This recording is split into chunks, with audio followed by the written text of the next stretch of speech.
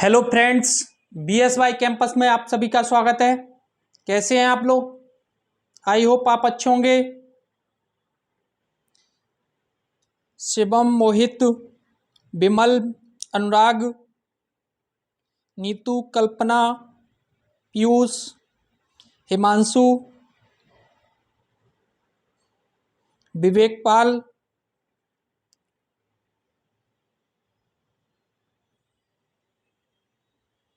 राकेश, अनुराधा, संजय, सुनील, मनोज जी, राधे राधे।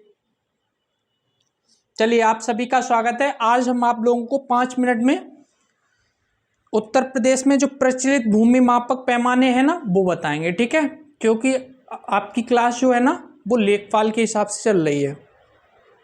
तो लेखपाल में पूछा जाता है, एक लाठा बराबर क्या होता है, 20 उनवासी बराबर क्या होता है, एक गज बराबर क्या होता है, एक हाथ कितने गज के बराबर होता है, एक लट्ठा कितना होता है, ठीक है? जी जी, देखिए, यूपी में जो पैमाने हैं ना, भूमि मापक पैमाने, ठीक है, कैसे है देखिए। 20 उनवासी बराबर क्या होता है, एक कंच बासी। 20 उनवासी बराबर एक कंच बासी, और एक कंच बासी बराबर क्या होगा, एक बिस्वासी या एक लाठा। 20 कंच बासी बराबर एक बिस्वासी या एक लाठा, ठीक है? 20 बिस्वासी या 20 वर्ग लाठा बराबर क्या होता है, एक बिस्वा। एक बिस्वा, ठीक है, एक बिस्वा या 1361 सही 1/4 वर्ग फीट। 20 बिस्वासी या 20 वर्ग लाठा बराबर क्या होता है, 1361 सही 1/4 फीट या एक बिस्वा। और 20 बिस्वा बराबर क्या होता है, एक बीघा। 20 बिस्वा बराबर एक बीघा, या फिर 30-25 वर्ग गज। 30-25 वर्ग गज। एक गज इलाई बराबर क्या होगा, एक गज इलाई बराबर 33 इंच। एक गज इलाई बराबर 33 इंच, और 33 गज इलाई बराबर क्या होगा, 33 गज इलाई बराबर 55 गज, ठीक है? और एक बीघा वर्ग इलाई कितना होगा, एक बीघा बराबर 60 × 60 या 3600 कह लीजिए, 3600 वर्ग गज इलाई, ठीक है? और एक बीघा या फिर 30-25 वर्ग गज, 30-25 वर्ग गज। और एक एकड़ बराबर 4800, एक एकड़ बराबर कितना होता है, 4840 वर्ग गज, या 40, एक एकड़ बराबर 4840 वर्ग गज, या फिर 40-46.8 वर्ग मीटर, या 43,560 वर्ग फुट, या फिर 0.4047 एकड़। एक एकड़ बराबर कितना हो गया, 0.4047 एकड़, या फिर 1.6 बीघा, या फिर 8.4 कच्चा बीघा, या फिर कह सकते हैं 8 कनाल, या फिर 160 मरला। 160 मरला एक एकड़ बराबर है ये इकाइयां, ठीक है? ऐसे ही एक गज बराबर क्या होगा, एक यार्ड, ठीक है? एक यार्ड कह सकते हैं 0.91 मीटर, 0.91 मीटर, या 36 इंच या 9 वर्ग फीट। एक गज बराबर 9 वर्ग फीट, या फिर कह सकते हैं 36 इंच, या फिर 0.91 मीटर। एक हाथ बराबर आधा गज, 1/2 गज, या फिर 18 इंच, या कह सकते 0.4572 मीटर, ठीक है? एक हाथ होता है ना, एक हाथ बराबर कितना होगा, 0.4572 मीटर, ठीक है? एक लाठा बराबर क्या होगा, एक लाठा बराबर बताइए जी। एक लाठा बराबर 5.5 हाथ, 5 से 1/2 हाथ, या फिर 2.75 गज, 2.75 गज, या फिर 99 इंच, या फिर 2.5146 मीटर, ठीक है? और एक जरीब बराबर क्या होता है 55 गज। एक जरीब बराबर 55 गज। ठीक है, चलिए तो एक एक करके नोट करिए। ठीक है, देखिए 20 उनबासी बराबर एक कंचबासी। 20 उनबासी बराबर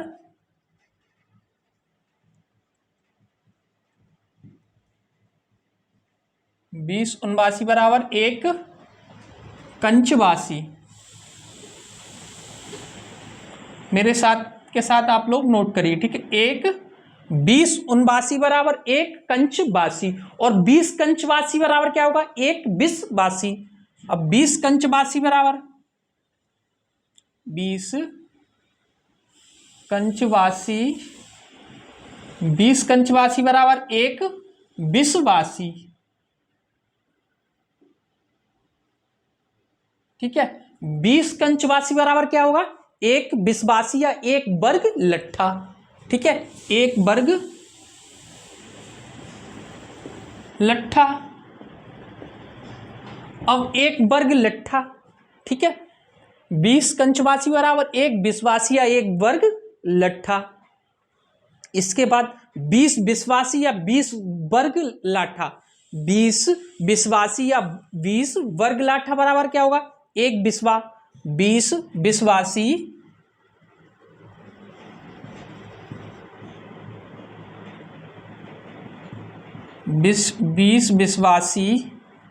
या 20 बिसबासी या 20 वर्ग लाठा। 20 वर्ग लाठा, 20 वर्ग लट्ठा या लाठा। ठीक, इसके बराबर क्या होगा एक बिस्वा या फिर 1361 सही 1/4 वर्ग फीट।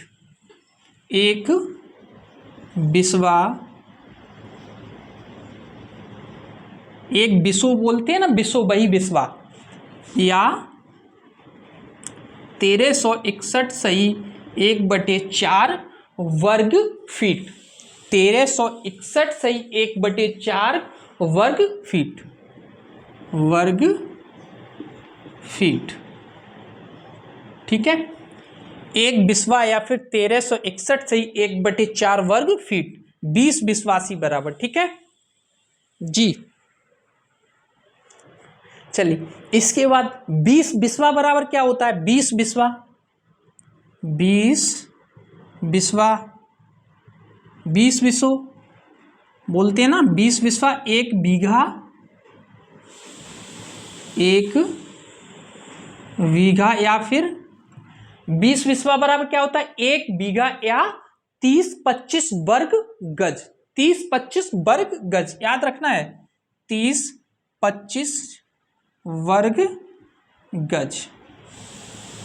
30-25 वर्ग गज। ठीक है, 30-25 वर्ग गज। इसके बाद एक गज इलाई। एक गज इलाई बराबर क्या होता है 33 इंच। एक गज इलाई, एक गज इलाई बराबर 33 इंच। ठीक है, एक गज इलाई बराबर क्या होगा 33 इंच। ठीक है, इसके बाद 33 गज इलाई बराबर या 66 गज इलाई बराबर कितना होगा 66। 66 गज इलाई, 66 गज इलाई बराबर 55 गज। 66 गज इलाई बराबर कितना होगा 55 गज। 55 गज, 55 गज। इसके बाद एक बीघा बराबर कितना होगा 3600 वर्ग गज इलाई। एक बीघा बराबर कितना होगा एक बीघा बराबर 60 गुणा 60 वर्ग इलाई।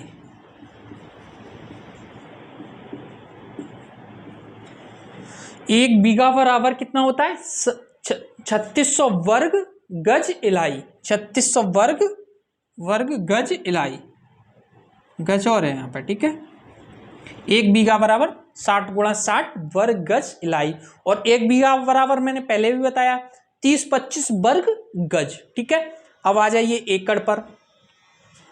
चलिए और थोड़ा लिखिए। एक गज बराबर क्या होगा? 1 यार्ड। 1 गज 52 गज का भाई नहीं, 1 गज बराबर 1 यार्ड। 1 गज बराबर 1 यार्ड, या 1 गज बराबर 1 यार्ड, या फिर 0.91 मीटर। 0.91 मीटर, या फिर 36 इंच, या फिर कितना होगा? 36 इंच। 36 इंच, या कह सकते हैं 9 वर्ग फीट। 1 गज बराबर 9 वर्ग फीट भी बोल सकते हैं, 36 इंच भी बोल सकते हैं, 0.91 मीटर भी बोल सकते हैं, 1 यार्ड भी बोल सकते हैं। तो 9 वर्ग फीट।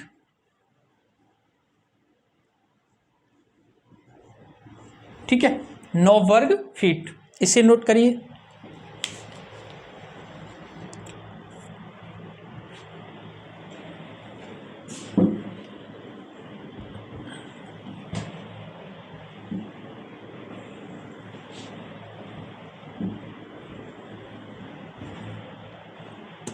इसके बाद एक हाथ आधा गज, या फिर 18 इंच। एक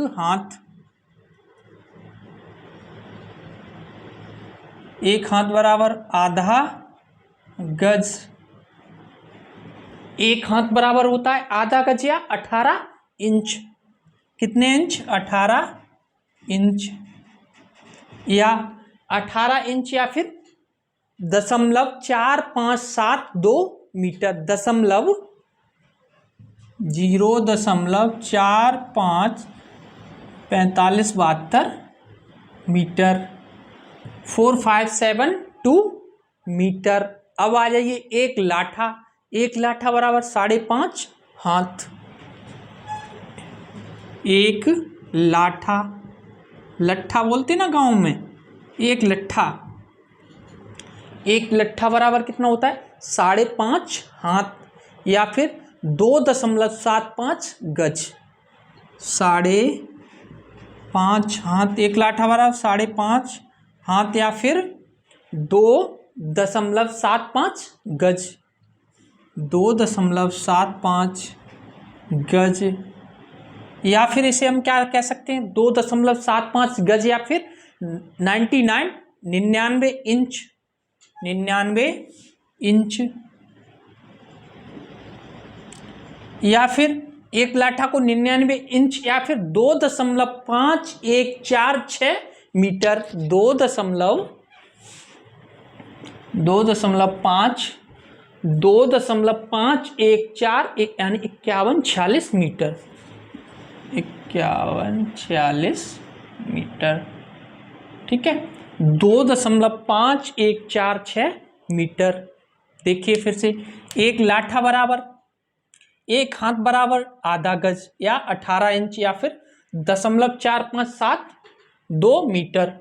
एक लट्ठा बराबर 5.5 हाथ, या फिर 2.75 गज, या फिर 99 इंच, या 2.514 मीटर। इसके बाद एक जरीब बराबर कितना होता है? एक जरीब 55 गज की होती है। ठीक है, 55 गज।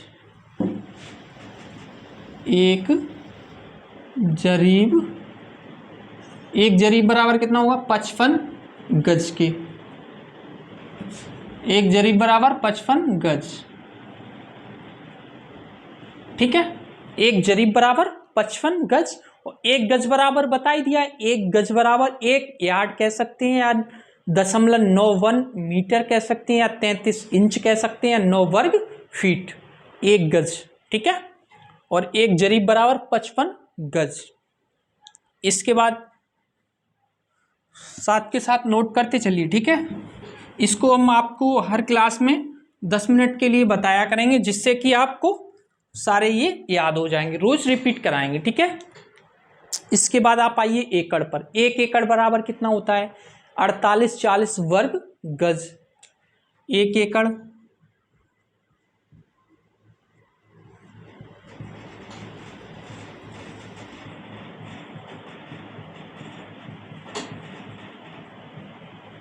4840 वर्ग गज, 4840 वर्ग गज या 4046.8 वर्ग मीटर।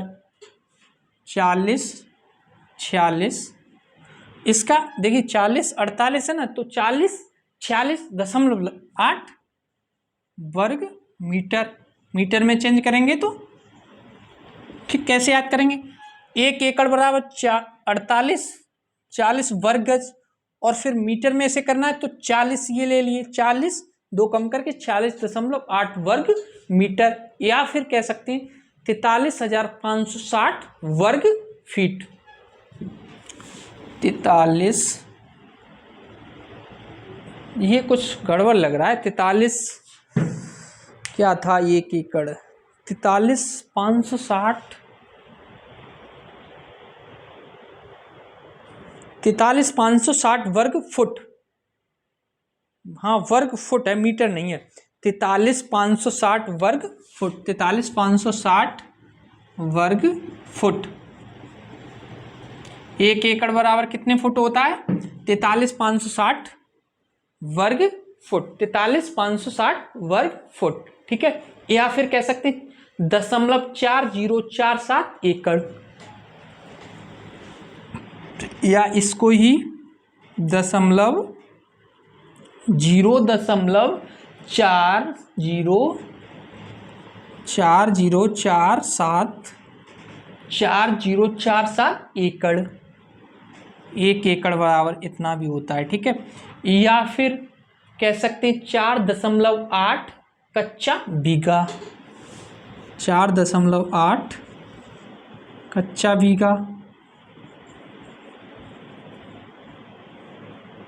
ठीक है, 4.8 कच्चा बीघा, या फिर 1.6 बीघा, 1.6 बीघा, या फिर एक करनाल में पूछा जाए तो 8 कनाल, और मरला पूछा जाए तो 160 मरला। 8 कनाल या फिर 160 मरला। ठीक है, 160 क्या होगा? मरला, और कनाल 8 कनाल, 1 एकड़ बराबर ही है। ठीक है, तो देखिए 1 हाथ बराबर आधा गज, या फिर 18 इंच, या फिर 0.4572 मीटर, या 1 जरीब, या 55 गज। 1 जरीब बराबर 55 गज। 1 एकड़ बराबर कितना बताया हमने? 4840 वर्ग गज, या फिर 4046.8 वर्ग मीटर, या फिर कह सकते 43,560 वर्ग फीट। 1 एकड़ बराबर, या 1 एकड़ बराबर 0.4047 एकड़, या कह सकते 1.6 बीघा, या कह सकते 4.8 कच्चा बीघा, या फिर 8 कनाल। 1 एकड़ ही बराबर है 8 कनाल, या फिर कह सकते हैं 160 मरला। 1 बीघा बराबर कितना बताएं? 30-25 वर्ग गज। 1 बीघा बराबर 30-25 वर्ग गज। ठीक है, इसके बाद लाठा। लाठा कितना होता है?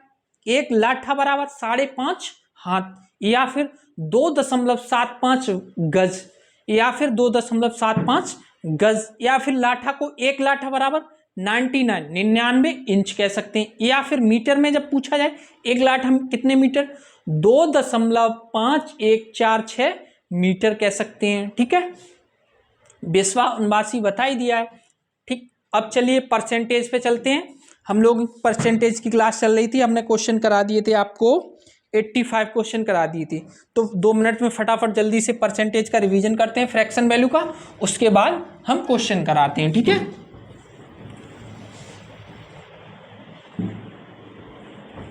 चलिए तो देखिए फटाफट जल्दी से। 1/2 कितना होता है? 50% होता है। 1/2 50%, और 1/3 होता है 33 सही 1/3, 33 सही 1/3 या 33.33, और 1/4 होता है आपका 20%, ऐसे ही 1/5 25% 1/5 20%, 1/6 16 सही 2/3 या 16.66%, 1/7 14 सही 2/7 या फिर 14.28%, 1/8 1/8 बताइए, 1/9 बताइए, 1/10 बताइए, 1/11 बताइए, 1/12 बताइए, 1/8 12.5 या फिर 12 सही 1/2, 1/8 या फिर 12 सही 1/2, ऐसे ही 1/9, 11 सही 1/9 या फिर 11.11, ऐसे ही 1/10 10%, ऐसे ही 1/11 9 सही 1/9 फिर या फिर 9.09, 1/12 1/13 बताइए, 1/14 बताइए और 1/15 बताइए। ठीक है, बताइए 1/12 कितना होता है? 1/12 8 सही, 1/3 8.33, 1/12 के बाद 1/13 कितना होता है? 7 सही 9/13। राहुल जी के बिल्कुल करेक्ट आंसर आ रहे हैं, 7 सही 9/13 या 7.69%, 1/14 7 सही 1/7 या फिर 7.14, 1/15 6 सही 2/3 या 6 सही 2/3 या 6.66। इसके बाद 7 सही 1/7 या फिर 1/14 का 1/4 और 1/13 6 सही 7 सही 9/13 या फिर 7.69, ऐसे ही 1/12 8 सही 1/3 या फिर 8.33, 8 सही 1/3 या फिर 8.33, 1/12 का 8 सही 1/3 या 8.33%, 1/15 6 सही 2/3 या 6.66%, 1/14 7 सही 1/7 या 7.14। ठीक है सोनल, चलिए इसके बाद देखिए आगे। हाँ 1/8 12.5, 2/8 25%, इसके बाद 3/8 37.5, 4/8 50, 5/8 62.5, 6/8 75, इसके बाद 7/8 87.5। ठीक है, 8/8 1। इसके बाद हमने बताया था 1/9.11, 2/9.22, 3/9.33, 4/9.44, 5/9.55, 6/9.66, 7/9.77, 8/9.88। फटाफट नोट करिए, देखिए एक बार फिर से।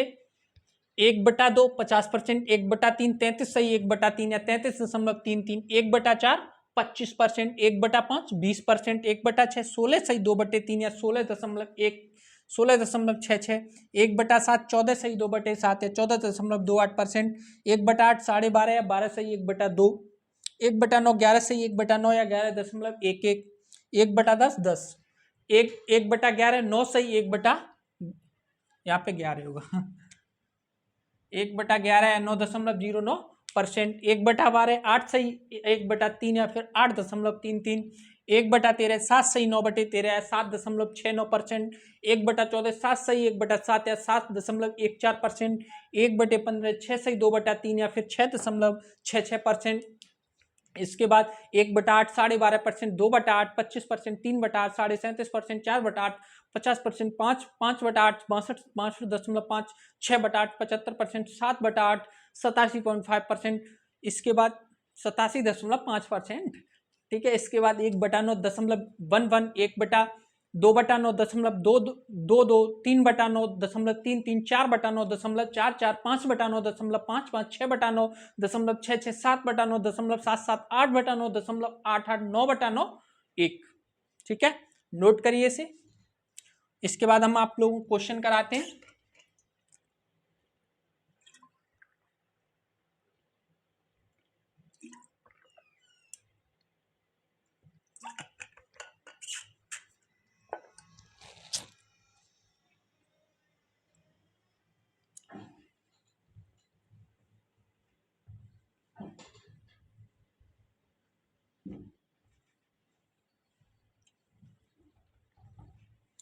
क्वेश्चन नंबर डालिए 86, 85 तक करा दिए थे हमने, ठीक है।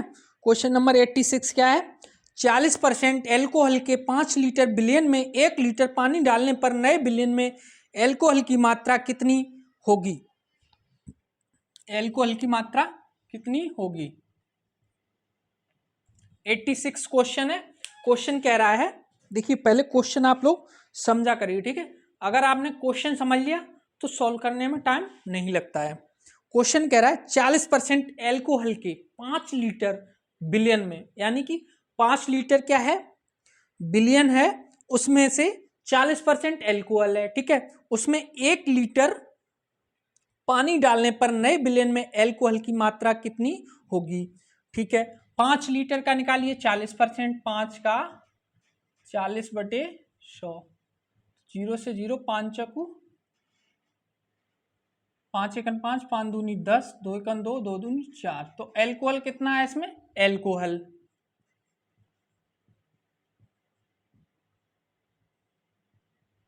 एल्कोहल 2 है, पानी इसमें 3 है, ठीक है। इसमें क्या डाला जा रहा है, 1 लीटर पानी डालने पर, इसमें 5 लीटर बिलियन में 1 लीटर पानी डालने पर, अच्छा 5 लीटर पहले से था, 5 था, इसमें 1 लीटर पानी और डाल दिया, अब कितना हो गया 6।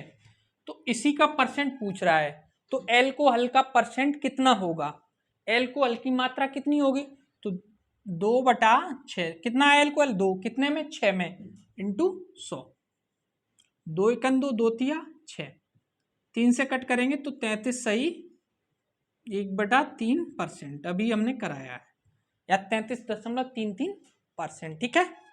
नोट करिए इसे। देखिए 5 लीटर बिलियन है, ठीक है, उसमें 40% एल्कोहल है, तो 5 का 40% 2 निकल के आया।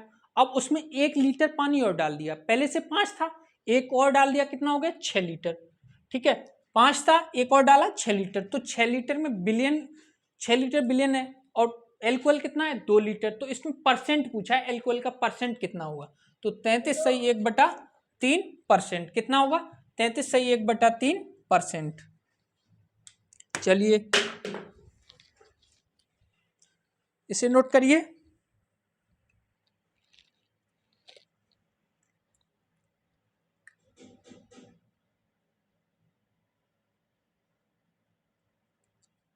इसके बाद क्वेश्चन नंबर डालिए 87, 87।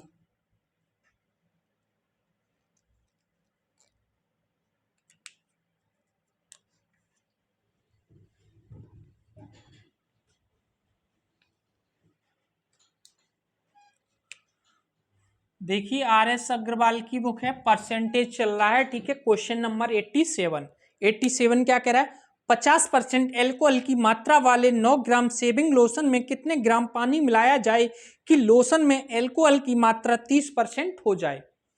50% एल्कोहल की मात्रा वाले 9 ग्राम शेविंग लोशन में कितने ग्राम पानी मिलाया जाए कि लोशन में एल्कोहल की मात्रा 30% हो जाए।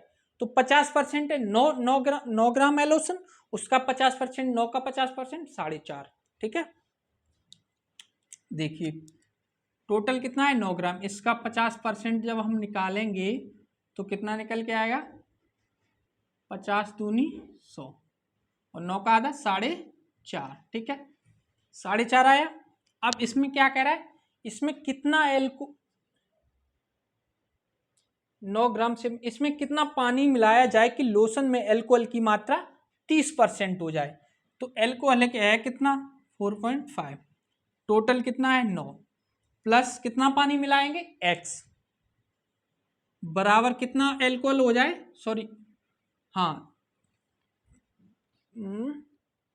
हाँ एल्कोहल 30% हो जाता है, तो 30/100, 1 0 से 1 0 खत्म, क्रॉस गुणा करिए, 3 निम 27 प्लस 3x बराबर, इसका इसमें गुणा करेंगे तो 45 हो जाएगा, ठीक है।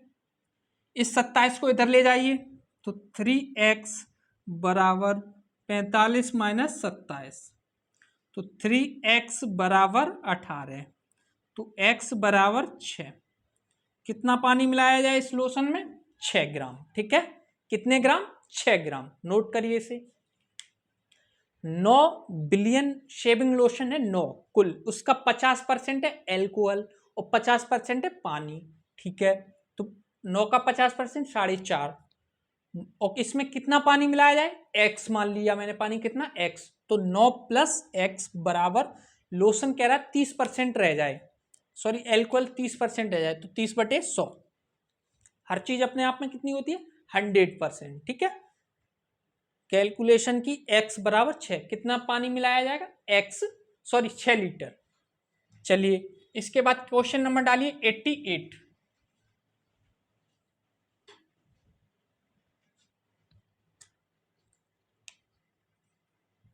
88 क्वेश्चन क्या है आपका? सोने तथा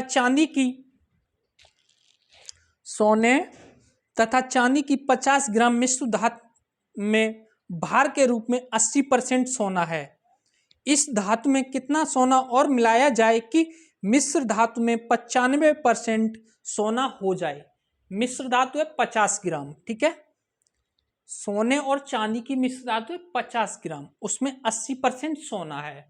ठीक, इसमें कितना और मिलाया जाए जिससे कि 95% सोना हो जाए, ये कह रहा है क्वेश्चन। क्वेश्चन नोट करिए। सोने तथा चांदी के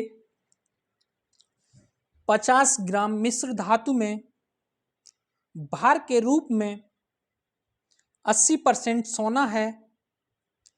इस धातु में कितना सोना और मिलाया जाए कि मिश्र धातु 95% सोना हो, कि मिश्र धातु में 95% सोना हो। ठीक है, तो कुल है कितना? 50 ग्राम। 50 ग्राम में 80% सोना है, तो सोना कितना है? 80/100। 1 2 0 1 2 0, तो इसमें 50 में सोना कितना है? 40। ठीक है, अब इसमें क्या मिलाया जा रहा है? इस मिश्र धातु में कितना सोना मिलाया जाए कि मिश्र धातु 95% हो जाए? तो कितना सोना मिलाएंगे? 40 प्लस x, तो इधर भी तो मिलेगा टोटल में 50 प्लस x बराबर कितना सोना हो जाए? 95, 95%/100। ठीक है, इसे कट करिए, 19 पना 95 और 20 पंचे 100, क्रॉस गुणा कर दीजिए।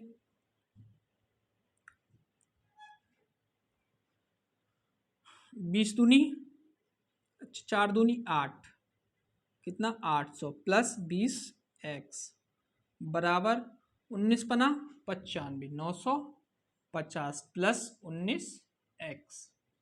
इसको इधर ले जाइए, इसे इधर लाइए, इधर लाएंगे तो x, 20x में से 19x जाएगा, x बचेगा बराबर, अब 950 में से 850 आएगा, कितना बचेगा? 150।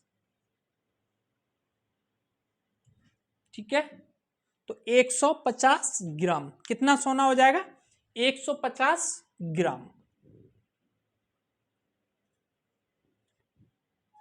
ठीक, नोट करिए इसे। 50 ग्राम मिश्र धातु में 80% सोना है, तो 50 का 80% कितना निकल के आया? 40।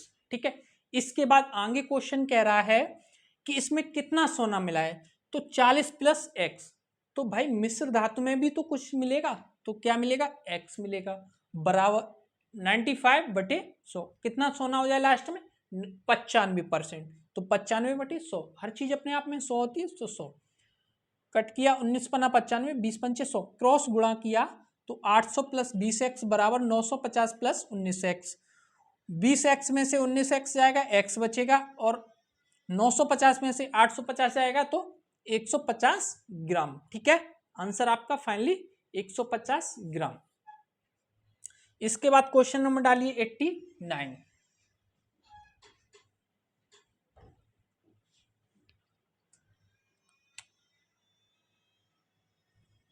89 क्वेश्चन क्या कह रहा है? सेब के मूल्य में, देखिए चलिए हम आप इस क्वेश्चन को कराने से पहले आपको हम दो फॉर्मूले बता रहे हैं। ठीक है, अगर किसी चीज का नया मूल्य पूछा जाएगा तो रुपए × 100 अपॉन में हो जाएगा जैसे देखिए नया मूल्य पूछा जाए तो नया, इधर लिखता हूं मैं, नया मूल्य, नया मूल्य बराबर कितना होगा, रुपए गुणा रेट ऑफ इंटरेस्ट, दर होगी जितनी भी होगी, रुपए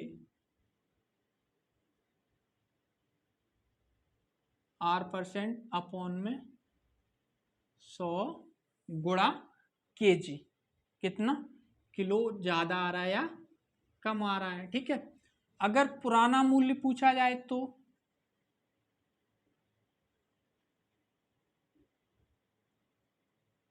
अगर पुराना मूल्य पूछा जाएगा तो रुपए into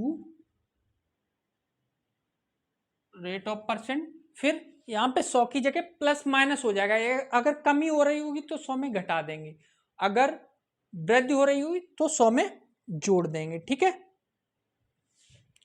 KG into 100 plus minus. ठीक है, अगर वृद्धि हो रही तो 100 में जोड़ के लिखेंगे, अगर कमी हो रही तो 100 में घटा के लिखेंगे। चलिए अब क्वेश्चन पढ़िए क्या है। सेब के मूल्य में 25% कमी होने पर एक ग्राहक को 240 में 2 किलोग्राम सेब अधिक मिलते हैं, घटा मूल्य प्रति किलोग्राम कितना है। तो घटा मूल्य प्रति किलोग्राम मतलब घटने के बाद नया मूल्य कितना है, ये पूछ रहा है क्वेश्चन।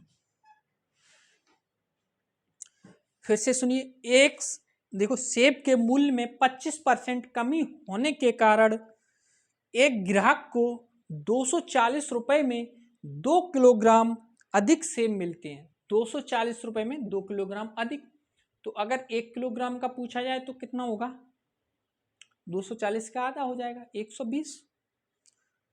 घटा मूल्य प्रति किलोग्राम कितना है, घटा का मतलब नया मूल्य, तो नया मूल्य का फॉर्मूला क्या है, रुपए गुणा रेट ऑफ इंटरेस्ट, मतलब इस रेट ऑफ इंटरेस्ट नहीं कहेंगे, दर बोल सकते हैं। ठीक है, कमी, ठीक है, या वृद्धि। इसके बाद 100 इंटू केजी। एक अगला बैच है ना उसमें हम सीआई पढ़ा रहे तो इसलिए निकल जाता है मुंह से। तो रुपए कितना है इसमें, क्या कह रहा है, 240 रुपए, 240, और कितने परसेंट हो रहा है, 25% की कमी, तो 25% अपॉन में 100, क्या किलो ज्यादा मिलता है, 2। ठीक है, तो देखिए 25 एकन 25, 25 सकू 100, और नीचे क्या बचा, 4 दूनी 8, 8 से कट करी 8 तिया 24, तो कै रुपए किलो मूल्य था नया, 30 रुपए। ठीक है, कितने रुपए किलोग्राम नया, घटा मूल्य प्रति किलोग्राम कितना था, 30 रुपए प्रति किलोग्राम। फिर से सुनिए, रुपए अगर नया मूल्य पूछा जाए तो रुपए इंटू R% अपॉन में 100 गुणे केजी, कितना भी, कितना कम केजी मिल रहा है, कितना ज्यादा केजी। अगर पुराना मूल्य पूछा जाए तो यहाँ पे सिर्फ 100 में प्लस माइनस करना है, अगर कमी हो रही तो कम कर देंगे, अगर वृद्धि हो रही तो इसमें जोड़ देंगे। ठीक है, तो इसमें फॉर्मूले में वैल्यू रख दी, आंसर आ गया 30 रुपए प्रति केजी। घटा हुआ मूल्य कितना हो गया, 30 रुपए प्रति केजी। इसके बाद आज का लास्ट क्वेश्चन देखिए, 90 क्वेश्चन नंबर।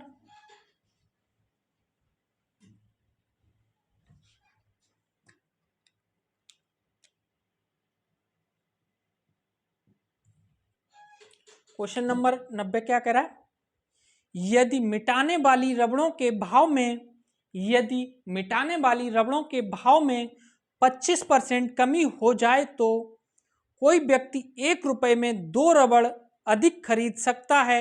1 रुपए में प्राप्त रबड़ों की संख्या कितनी है, 1 रुपए में प्राप्त रबड़ों की संख्या कितनी है, कितने परसेंट कमी हो रही, 25%, क्या हो रही, कमी। तो 25 की फ्रैक्शन वैल्यू हम कर सकते 25 एकन 25, 25 सकू 100।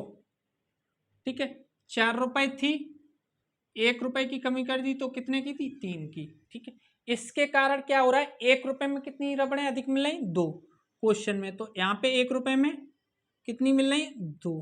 तो 1 की वैल्यू 2, तो 4 की वैल्यू 8, 3 की वैल्यू 6, 4 दूनी 8 और 3 दूनी 6। ठीक है,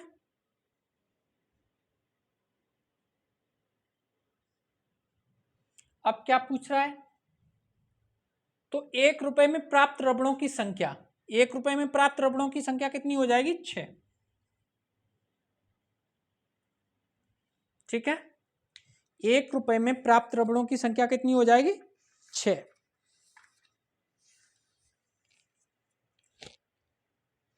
एक रुपए में कितनी रबड़ें खरीदी जा सकती हैं? 6। ठीक है, इसको इस फॉर्मूले में देखिए, रख के देखते हैं। 1 रुपए में तो 25%, 25 अपॉन में 100, कितनी ज्यादा मिल रही है? 2 रबड़ और अधिक खरीद सकता है, 2। ठीक है, तो 25 सेकंड 25, 25 से कुछ 100, 4 दूनी 8, 1 में कितना? 8। नहीं, इससे नहीं हो रहा है, इससे करके देखिए पुराना मूल्य। अगर पुराना मूल्य 1 इंटू 25, 2 इंटू इसमें 100 प्लस करना है ना, 25% क्या हो रही? कमी हो रही है। हाँ, तो 75 सही, इससे हो जाएगा। 25 सेकंड 25, 25 दिया 75, तो 1 रुपए में कितनी? 6 रबड़। ठीक है, फॉर्मूले से पुराना मूल्य पूछे आ जाए। इसमें क्या पूछ रहा है? 1 रुपए में प्राप्त रबड़ों की संख्या, 1 रुपए में जो पहले कितनी प्राप्त हो रही थी वो पूछा है, तो पुराना मूल्य पूछा है। तो 1 में कितनी हो रही? 1 में 6, 1/6। ठीक है, ऐसे भी 1 रुपए में 6। और नहीं तो ये सबसे सिंपल इजी तरीका है, पुराना पूछे या नया पूछे। ठीक, पुराना पूछता तो 1 रुपए में 8 मिल रही थी, कमी होने के बाद 1 रुपए में 6 मिल रही है। सिंपल सी बात है। चलिए, तो आज के लिए इतना ही। खुश रहिए, मस्त रहिए और जबरदस्त पढ़ते रहिए। ठीक है, थैंक यू, जय।